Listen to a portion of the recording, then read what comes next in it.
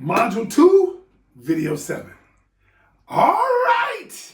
Now we get to the core. I'm going to show you how to communicate with a man. We're getting to the core, the heart of communication, and how you actually, techniques and things you can do to actually communicate with him. Now, we already established that men and women communicate differently. But what I'm going to do, whether it's your boyfriend, husband, partner, whether it's complicated, but you're communicating with the man, I'm going to give you 12 ways, 12 things you can do. Now listen, some people might say, well, this is just too much. I can hear your ass right now. But I'm going to tell you this. You don't have to do them all at the same time. One of these techniques can make a tremendous difference in your relationship. But what I'm going to do is I'm going to give you 12 things that resonate with the guy that you can do to get your point across, to be heard, to persuade, to whatever you want to do to have a better understanding of each other. Okay, let me start. Now, I'm going to 12. I wrote them already up here. I already wrote them on the board for you. But I'm going to do 3 at a time, and I'm going to explain each one. So bear with me, okay? Let me get my chair right, just in case. Because my production team says, sit your ass down. Okay, here we go. 12 ways to communicate with the man. Don't look at anything. Let's start with number 1. Number 1 says, describe the importance of what you're about to say.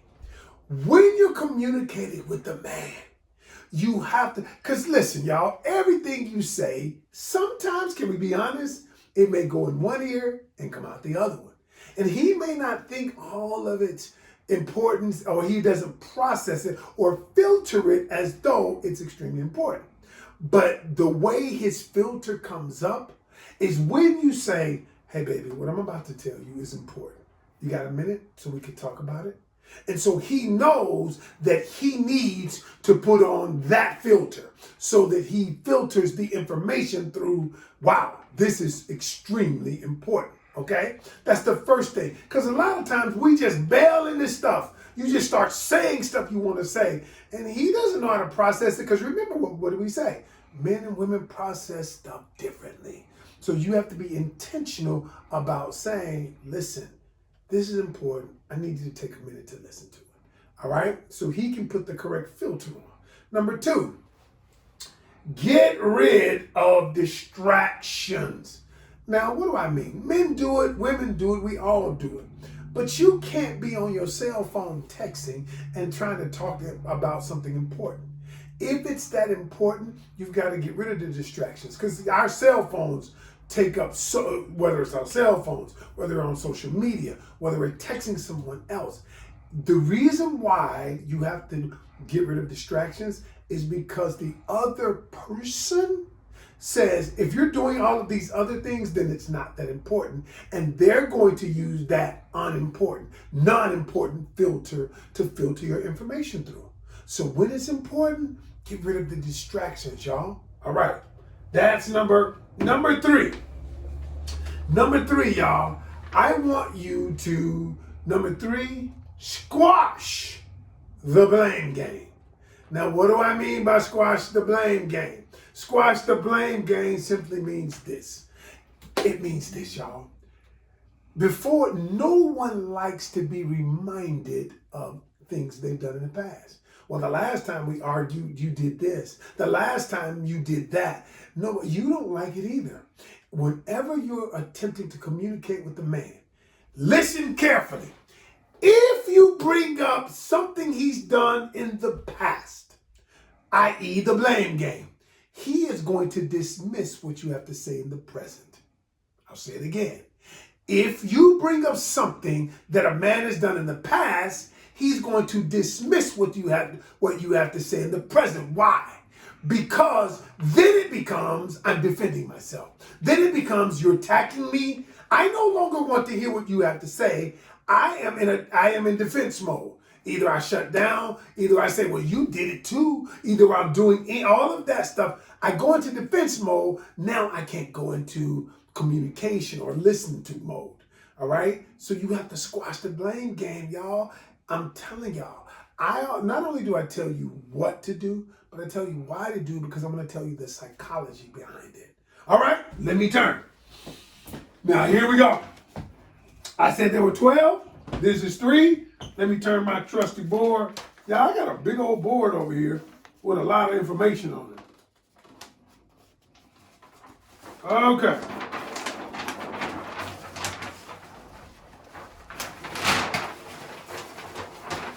All right. Number 4, in ways to communicate with a man. This is super important. Let me sit down so you can see this. Ask for what you want him to do. Listen, y'all, you got to understand. Men are programmed to solve problems when one is presented to them. But a solution may not be what you're after. Sometimes you simply just want him to listen. If you want him to listen, you got to tell him that. I don't want you to try to solve my problem. Because when my wife comes to me and says, hey, this happened today, I said, okay, what do we need to do to solve it? Well, the truth is, she just wants me to listen. She just wants to vent. She just wants to express her feelings. If that is the case, if she starts at the beginning and says, hey, I don't want you to solve anything, I just want you to listen. Then what happens? My filter goes into listening mode. So, but you cannot expect him to understand if you don't tell him, I just need you to listen. I don't want you to solve my problem. Then, because the man is going to go into his natural nature. All right? So you have to ask for what you want him to do. Does that make sense, y'all? I hope so. Number 5, say what you mean. I cannot stress this enough. I remember my wife and I, we were in Las Vegas, right? And she said to me, I was sleeping. I rarely get rest because I'm working all the time, coaching all the time. She was like, would you like to go with me downstairs to breakfast? No, I don't. I was like, so I just kept doing what I was doing, looking at my social media or Sports Center or something like that. And then I noticed that she started acting different, got a little attitude. And I'm like, well, what the hell did I do? And so she was like, well, you could at least go with me to breakfast. I was like, you said that I want to go. I don't. But if you wanted me to go with you, why didn't you just say, honey, would you go with me to breakfast? And I would have said, sure, even though I might not have wanted, but because she wanted me to go, but I could not read her mind. And how many of you out there penalize the man for not being able to read your mind? You want him to do something, okay? And you try to beat around the bush, and then you go all around the merry ball, all around the bush and everything, and you hope that he'll figure it out. Men, ladies, listen, he cannot read your mind. He cannot. So what you have to do is you have to be willing to tell him what you mean and what you want. That's a big one right there. That is a huge one. All right, are you with me so far? All right. Number 6. All right, this is big. Number 6 is stay focused on one topic at a time. Let me knock on this camera. Knock, knock, knock. Anybody home? Knock, knock, knock. What do I mean by that? I had to get up out my trusty chair to tell you this because listen, what do you want to do? You want to bring up 2, 3 different topics. Remember, that is not how men process. Even in doing this, I'm filming this. We have to do one module at a time, all right? Because I can't think about 3 modules down the road. I have to focus. I have to research one module based on what I already know, and then add it to the one module. Then I go to the next module. I'm not thinking about 5 or 6 modules that I got to provide for you. I can't get it done. That's not how men operate, y'all. And so what you want to do is you want to bring up 2, 3 different things. If you want to get the best result from a man, the best result. If you want the man to paint the house, mow the yard, fix the window, you want him to do all that shit? Okay, here's what you do. You say, baby, you know what? Let's mow that yard. That mark, it looks good when you mow it. And I know those shutters, and we focus just on that yard. And once he's done that yard, he's accomplished something. Notice the lingo I just used. He has accomplished something. Then you come to him and say, you know what? You did a good job on that yard. My yard looks better than everybody else's yard. You know what? Let's work on the windows next. Fix that window that's broken in the guest room. Let's fix that. One topic at a time. See how that works, y'all? All right. Number 7. I don't know what to tell you about this, but I'm going to tell you like this. Some of y'all talk too damn long. You talk too long.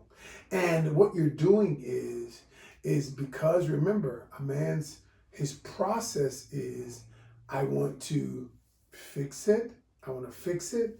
So I don't want to discuss it too long, because if we're discussing it too long, that means we're not fixing it.